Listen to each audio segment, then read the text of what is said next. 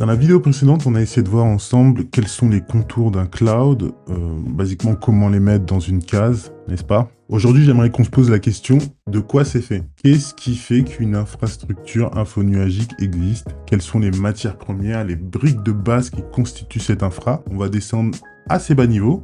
Et si vous vous rappelez bien, dans la vidéo précédente, j'avais dit que on fait que acheter, encore une fois, les mêmes briques de base de l'IT, du CPU, de la mémoire, du stockage et du réseau. Les matières premières sont simplement mises à disposition de manière sophistiquée dans des services plus ou moins prêts à l'emploi. Mais in fine, ta VM c'est un bout de serveur, ton block storage c'est un bout de disque dur et ton DBAS c'est un bout de serveur avec un bout de disque dur saupoudré d'un peu de software. Il y a ces quatre composants qu'on va définir durant le long de cette vidéo, mais avant ça, il y a aussi le data center, ou centre de données pour nos amis du sud de la Loire, ou data center pour nos amis britanniques. Avant de se poser la question de qu'est-ce qu'on va mettre, posons-nous la question de où est-ce qu'on va le mettre. Et c'est pour ça, le data center. On va faire rapide sur cette partie parce que c'est pas vraiment le sujet de la vidéo, mais c'est important de garder en tête ce que je vais t'exprimer là-dessus. On est dans un joli monde capitalistique où la maximisation des profits est une chose essentielle. Et un des moyens les plus courants pour faire des économies, c'est tout simplement de mutualiser les ressources. C'est pas toujours vrai pour tous les acteurs et toutes les industries, mais la centralisation amène toujours plus de possibilités. Canalisation de ressources est égale plus de pouvoir est égal plus de possibilités. Donc, quand je suis un cloud et que je crée un centre de données, comparé à mes millions de clients qui auraient pu faire la même chose à la maison, j'ai d'énormes avantages. J'ai déjà les économies d'échelle, j'ai les économies de personnel, j'ai aussi un énorme poids face à mes fournisseurs, et plus encore. De plus, on parle de centre de données, mais il s'agit aussi de concentrer les CPU, la RAM, les GPU, le stockage et plus encore, et aussi de disposer ceci sur des réseaux privés, publics ou Internet. Tout ça, tu pourrais le faire dans une cabane, pas de souci. Tu mets 500 watts, 2 serveurs, un routeur, une bonne connexion ADSL, allez, une petite clim au cas où, et bam, c'est parti, à moi le cloud privé. Mais au-delà de ne pas faire ça dans un taudis, un data center moderne, un vrai, ça nécessite énormément de choses. Déjà, pour être qualifié tier 3 ou tier 4, le maître mot, c'est la redondance. Donc, les alims sont redondés, les données sont redondées, et je vais arrêter ma liste de redondés parce que j'aime pas ce mot, je le trouve bizarre. J'aime pas. Bref, un data center, ça peut être vu comme un large entrepôt de données optimisé pour l'IT. On y stocke nos 4 matières premières, on les transforme pour les revendre et on profite de l'infrastructure qui est donnée par le DC pour importer ou exporter. Voilà pour ce qui est du DC. Ne t'inquiète pas, on va revenir sur une vidéo complètement dédiée avec un DC. Est-ce que c'est un BAT, une région, une zone, un continent Telle sera la question. Mais pour l'instant, revenons à nos 4 fantastiques. Et en numéro 1, le CPU. Le premier truc qu'on demande aux ordinateurs, c'est de calculer. Et ça peut prendre la forme de processeur CPU, mais aussi de GPU, pourquoi pas de TPU, ou encore d'ordinateurs quantiques de nos jours. Le principe, on veut calculer.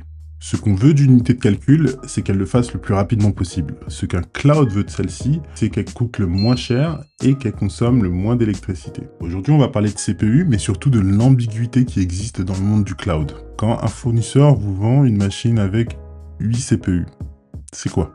Je m'explique. Ça, c'est un processeur physique tel qu'on en retrouve dans toutes nos machines.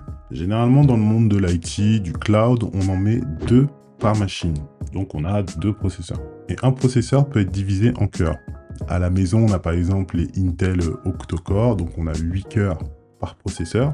Mais dans le monde du cloud, on peut largement atteindre les 200 cœurs par processeur. Donc on a 2 processeurs par machine, et ces 2 processeurs, on peut avoir chacun plus de 200 cœurs. Maintenant, prenons ces 200 cœurs. Sur ceci, on peut appliquer une technologie qui s'appelle l'hyperthreading, ou le SMT chez AMD. Et en fait, cette technologie va nous permettre de disposer de 2 threads par cœur. Donc là, on a 200 cœurs, on aura 400 threads. Ou au total, on a 2 processeurs qui vont donc nous donner 400 cœurs, qui vont nous donner 800 threads. Un thread étant l'unité de calcul finale du processeur.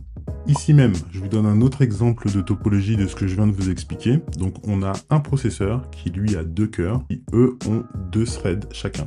Et ce que les clouds appellent CPU, vCPU ou autre, dans la réalité c'est généralement un thread, et c'est ça que les clouds nous vendent. Et c'est aussi ces termes abstraits de V quelque chose qui sont utilisés pour mesurer la puissance de calcul de beaucoup de produits. Du coup, si vous êtes un petit peu technophile, vous pouvez vous poser des questions de et la fréquence, et les caches L1, L2, L3, qu'en est-il des performances réelles? Et c'est là qu'intervient Cloud Mercato. Cloud Mercato, c'est la plus grande base de données en ligne à propos des clouds, de leurs services et de leurs produits. Continuellement, on collecte des datas à propos des catalogues, des zones, des régions, des conformités, des prix et plus encore. Mais surtout, on collecte des datas de performance réelles à propos des VM, des blocs, des objets, des DB ou n'importe quel autre service cloud qui est à la mesure de pouvoir se faire benchmarker. Si vous achetez un produit cloud juste parce qu'il a l'air cool, Cloud Mercato peut vous fournir un avis objectif sur celui-ci, grâce à numéro 1 nos données, de 2 notre machinerie automatisée et de 3 bien sûr nos benchmarks publics. Si pour ton projet FinOps, marketing ou stratégique, tu es en manque de données, tu l'as deviné, la solution, c'est de nous appeler. Aussi, si tu as besoin de conseils directs, on te propose du consulting à l'heure. Peut-être que tu te poses la question, devrais-je aller chez Google, chez OVH, chez UpCloud, chez Exoscale? Eh bien, une conversation directe et limpide pourra éclaircir tous tes soucis. Allez, trêve d'autopromotion, on revient à notre sujet, le CPU. On a donc une pièce physique, un processeur, qui lui est divisé en cœurs, sous-divisé en threads, mais dû à la magie de la virtualisation ou du marketing, eh ben, ce qui est vendu dans le monde du cloud computing, c'est un vCPU, une unité de calcul virtuelle. Ça, c'est un peu abstrait, mais j'espère qu'avec mon explication, vous avez suivi. Maintenant, on passe au deuxième composant, la RAM.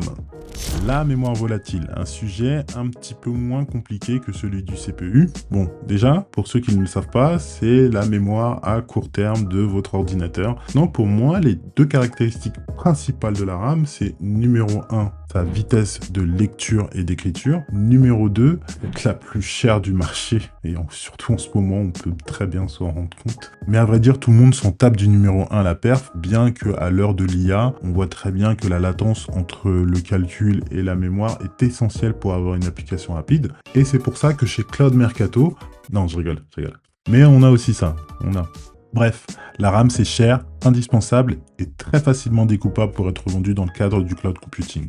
Une petite mention honorable pour Microsoft Azure qui, à ma connaissance, sont les seuls à proposer de la RAM de type Confidential Computing. Donc c'est un type de RAM qui est axé sur la sécurité. Et si vous managez des applications critiques dans le cloud, qui est un environnement mutualisé, je pense que c'est pas un luxe de partir vers ce genre de solution. Passons maintenant au deuxième type de mémoire ou à la troisième ressource, le stockage. Ici, on a deux matières premières pour deux usages à peu près similaires. On a d'abord les disques durs, qui sont durables, fiables et lents. Et ensuite, on a les SSD qui sont compacts, rapides, mais... Faire sa mère. Les fournisseurs cloud, eux, ont les deux et vous revendent l'un, l'autre ou un mix des deux. Et évidemment, ils mutualisent tout et ils vous revendent des bouts de disque ou des bouts de SSD. Mais pas que. Imaginons, demain, je suis un cloud provider X, Y ou Z qui te vend un object storage de type high performance, donc avec un accès rapide aux fichiers, une faible latence et plus encore. Par définition, par nature, je vais utiliser des SSD pour faire mon object storage et pour stocker les fichiers des utilisateurs. Mais on peut très bien imaginer que j'ai aussi une flotte de HDD derrière qui me permettrait de faire les réplications, qui me permettrait de faire des copies, des backups et plus encore. Donc, ce sera un mix des deux. Mais ce que je vendrai à l'utilisateur sera qualifié de SSD. Ou cette fois-ci, imaginons que je suis un cloud provider qui vend un object storage de type low cost. Censé coûter peu cher, je vais forcément m'orienter vers du disque dur pour stocker les données des utilisateurs. Mais on peut aussi imaginer que dans mon architecture, j'ai une zone avec une flotte de SSD qui me permet de faire une zone tampon. C'est-à-dire, quand mes utilisateurs viennent demander un fichier, si j'ai 30 utilisateurs qui viennent chercher le même fichier, je vais pas à chaque fois aller les chercher sur le disque dur qui paraît censé lent. Je vais mettre ça en cache dans mes SSD et je vais renvoyer ça à l'utilisateur. Là, encore une fois, l'offre du cloud provider, ça va être « Bonjour, je vends du low cost », ça sent le disque dur. Mais de mon côté à moi de cloud provider, bah c'est un mix. Tout ça pour dire qu'un cloud provider, il a les deux, mais que côté client, encore une fois, c'est moins évident, c'est plus abstrait. Ça dépend vraiment du type de service qu'on est en train d'utiliser et des classes de stockage qui y sont proposées. Si je prends le cas d'une VM, on a par exemple le block storage qui est en SSD ou HDD, qui permet d'avoir un storage flexible branché directement à la VM. On a le cas du local storage, qui qui cette fois-ci sont des vrais disques durs ou des vrais SSD qui sont branchés physiquement à la VM, entre guillemets, ou on peut avoir le cas du file storage, on ne sait jamais trop si c'est SSD ou HDD, mais bref, le file storage qui est l'équivalent d'un NAS sur le cloud. Et oui, savoir le type de stockage sous-jacent, c'est pas si simple, mais est-ce que c'est utile à vrai dire que, en tant que user, tu viens, tu dis moi je veux 500 Go, rapide ou lent, tu les as, et après la technique en tant que user, tu t'en fiches un petit peu. Mais c'est pour ça que chez Cloud Mercato, non, je rigole, tu sais, j'adore ça le comique de répétition, et si tu veux que je m'améliore au niveau de l'humour, bah hésite pas, lâche le pouce bleu, abonne-toi et tout ça, tout ça. Bon, on a du CPU, de la RAM, du stockage, de quoi faire des jolies petites machines, mais aussi rapide soit-elle, aussi futée soit l'application que tu as codée, une machine sans clavier, sans souris et sans écran, ça sert à peu près à rien. Et c'est là qu'intervient le réseau. Héros, tu peux t'arrêter, arrête-toi. Et oui, si tu veux que deux machines dialoguent entre elles, eh ben il leur faut un réseau. Si tu veux pouvoir y accéder depuis tes bureaux de Tourcoing, il faut que ta machine soit connectée à Internet. Et si ta flotte de 1 million d'équipements connectés doit pouvoir accéder à ton serveur, eh ben il lui faut un tuyau solide, robuste et bien large. Il y a basiquement 4 types de services réseau qui sont vendus par les cloud providers. Et aujourd'hui, prenons le cas d'OVH Cloud, parce que pour moi, c'est un très bon exemple. Ils sont relativement complets sur le sujet. Et gardons en tête qu'il y a 2 mesures essentielles pour comprendre la qualité d'un réseau. Il y a d'abord la latence en millisecondes. Combien de temps je vais attendre pour recevoir quelque chose. Et ensuite, il y a la bande passante. Combien de données simultanées je peux envoyer en gigabits, généralement.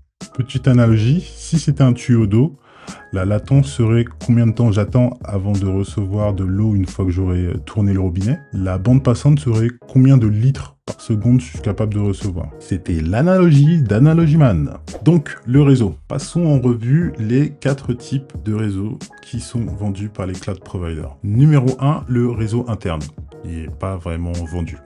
Mais disons, je prends la région Strasbourg chez OVH Cloud. J'ai 3-4 VM qui peuvent communiquer entre elles. Quelles sont leurs performances? Je vais rajouter une DB managée. Quelle est la performance de la liaison entre la DB managée et les autres? Je vais rajouter du VPS et du bar métal. Ils sont tous dans la région de Strasbourg. Mais quelle sera la performance? Quelle sera la latence? Quelle sera la bande passante? J'ai d'ores et déjà 2-3 pistes de réponse. Déjà, la chose à prendre en compte, c'est que tous les cloud providers ont de très gros tuyaux. Disons qu'entre 2 VM, il peut y avoir des liaisons physiques à 4 fois 100 gigabits par seconde. C'est énorme. Énorme! C'est énorme, mais jamais de la vie le cloud provider va te filer ces 4 fois 100 gigabits. Enfin, jamais.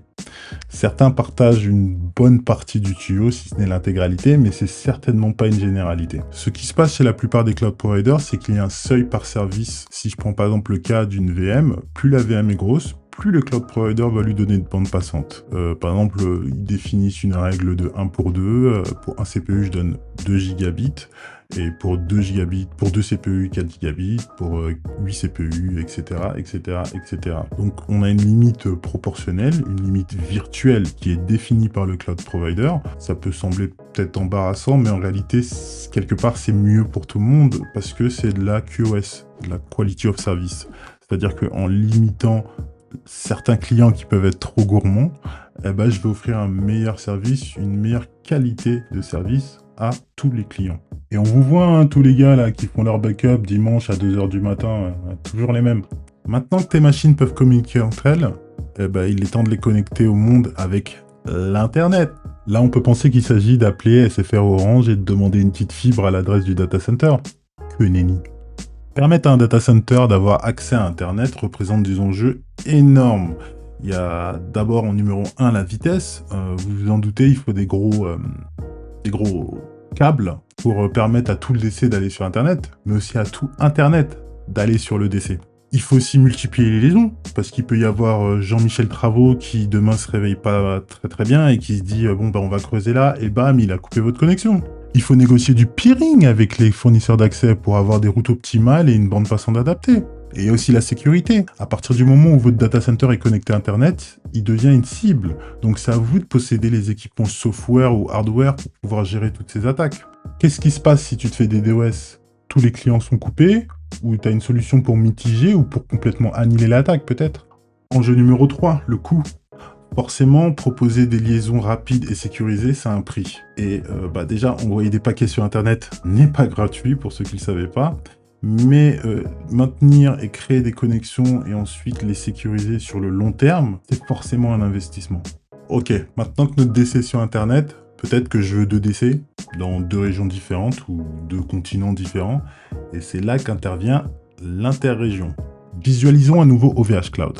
On a des data centers un petit peu partout sur la planète et aujourd'hui, j'aimerais connecter le data center de Strasbourg à celui de Singapour. Si je veux que mes 2 data centers puissent communiquer ensemble, j'ai 2 solutions. La première, le Internet c'est fait pour, c'est vrai, Internet c'est fait pour, mais Internet est peu fiable. Si je dois faire encore une super analogie, Internet c'est un peu comme le système de courrier international. Lorsque j'envoie une lettre de Paris au Japon, moi je vais payer un timbre-poste, je vais le donner à mon carrière, à mon service de courrier, et je sais que ça va arriver. Peut-être que ça va rester bloqué 7 jours à Yaoundé, peut-être que ça va faire des détours, et peu importe, mais ça va arriver, et c'est peu fiable au final. Et c'est pour ça la deuxième solution, le réseau privé. Alors l'idée est simple, plutôt que de compter sur vos partenaires télécoms pour pouvoir accéder n'importe où sur la planète, vous refaites Internet avec vos propres câbles, vos propres interconnexions, et résultat, vous avez un réseau fiable et privé. Bon, on va pas se le cacher, c'est quand même un sacré investissement de départ, et ensuite un sacré coût d'exploitation pour pouvoir maintenir tout ça. Cependant, quel client ne sera pas heureux d'avoir une connexion internationale fiable et sécurisée à 4 gigabits par seconde dès lors que sa startup et son application prendront un virage intercontinental?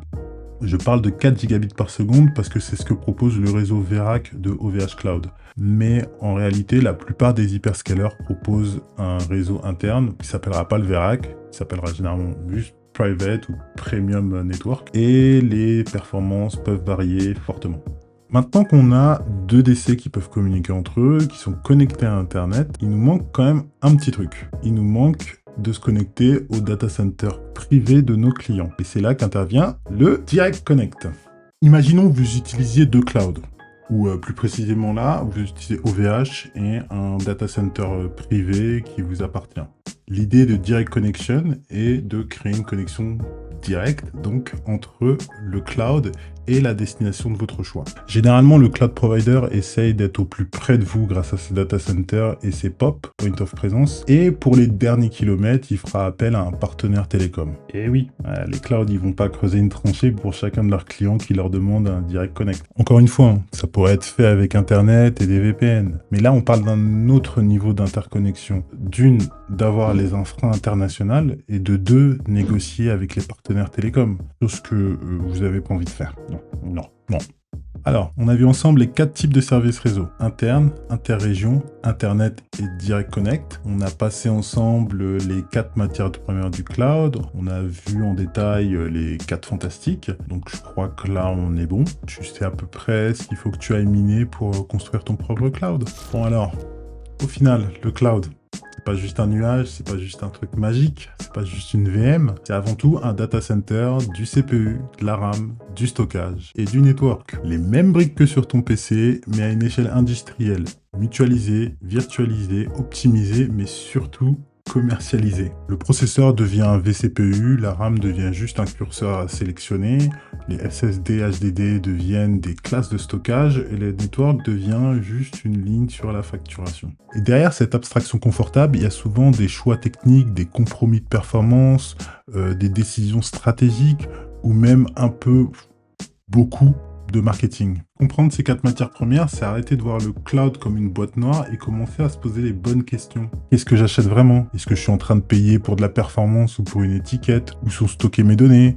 Qu'est-ce qui se passe sous le capot? Parce que bon, au fond, le cloud, c'est pas magique, hein. C'est juste de l'infrastructure très bien packagée. Dans les prochains épisodes, on va se focus sur les briques de l'étage d'au-dessus, c'est-à-dire le IaaS. Et pour l'instant, juste garde en tête que le cloud est constitué de ces 4 matières premières. Le CPU, la RAM, le stockage et le network. Et bien sûr, une sacrée grosse couche d'abstraction. Moi, j'ai terminé. Alors, si tu as des questions, je les entends pas. Mais il y a la section commentaires pour ça, ne t'inquiète pas. Et si cette vidéo t'a aidé à voir plus clair dans ce brouillard numérique et le cloud computing, tu connais la chanson? Non? Tu la connais pas? Ça fait genre Abonne-toi, lâche le like, commentaire en bonus et partage. Na, na, na, na, na, na, na, na, na, na, na.